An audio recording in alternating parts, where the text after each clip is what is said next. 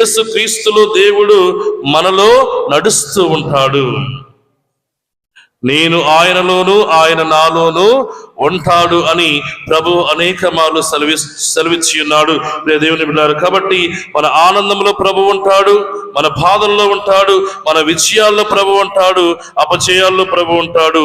కాబట్టి మనం ఎప్పుడు కూడా ఐధైర్యానికి గురి అవ్వాల్సిన అవసరము లేదు. ఎందుకంటే గొప్పటి హామీ ఇస్తూ ఉన్నాడు. ఇదిగో మీకు ఒక కుమారుడు జన్మించును, ఆయనకు ఇమ్మానుయేల్ అని పేరు పెట్టుము. ఎందుకంటే ప్రభు అనునిత్యము కూడా మీతో ఉండబోతున్నాడు. ఎంత గొప్ప హామీ ప్రియ దేవుని బిడ్డలారా.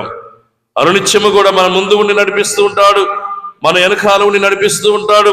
అటువంటి దేవుడి పట్ల మనము అనునిత్యము కూడా మనం ఈ విశ్వాసాన్ని కలిగి జీవించాలి. మనం నమ్మాలి, దేవుడు మనతో ఉన్నాడు కాబట్టి మనము చెడు మార్గములో నడవకూడదు, చెడు పనుల్లో చేయకూడదు అని అటువంటి ఆ యొక్క నమ్మకము, విశ్వాసం అనేది మనలో ఉండాలి.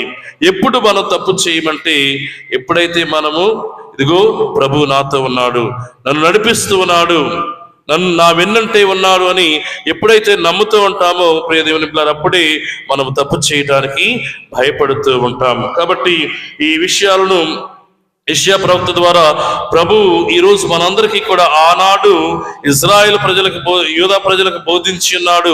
ఈరోజు నీతో నాతో కూడా ఈ విషయాలని బోధిస్తున్నాడు. కాబట్టి ఈ 3 విషయాలని మనం ఈ యొక్క పట్టణం నుండి నేర్చుకుందాం, మన యొక్క జీవితంలో అన్వయం చేసుకుందాం. దేవుడు మన భయాల మధ్య కూడా మాట్లాడతాడు, ఇది నగ్న సత్యం. కాబట్టి మనం మన జీవితాల్లో వచ్చేటువంటి సమస్యలకు భయపడాల్సిన అవసరము లేదు. ఆయన స్వరాన్ని ఆలకించండి.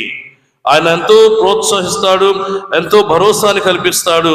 ఆయన స్వరాన్ని వినటంలో మనం విఫలమవుతూ ఉంటాం కాబట్టి మనము ఇంకా నిరుత్సాహానికి గురి అవుతూ ఉంటాం, భయానికి గురి అవుతూ ఉంటాం. కానీ ఆయన స్వరాన్ని విన్న ఏ వ్యక్తికి కూడా ఎటువంటి భయాన్ని కలిగి ఉండడు. ఈ రోజు కాకపోతే ఇంకొక రోజు నేను నమ్ముకున్నటువంటి నా దేవుడు నన్ను రక్షిస్తాడు, నాకు తోడుగా ఉంటాడు, నన్ను దీవిస్తాడు అన్నటువంటి ఆలోచనతో మనం ముందుకు వెళ్ళాలి.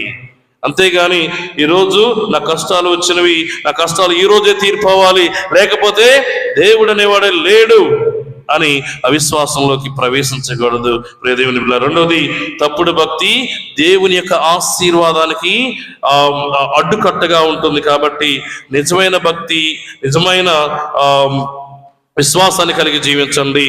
మూడవది, ఇమ్మానుయేలు అంటే దేవుడు మనతో ఉన్నాడు అన్ని విషయాలలో.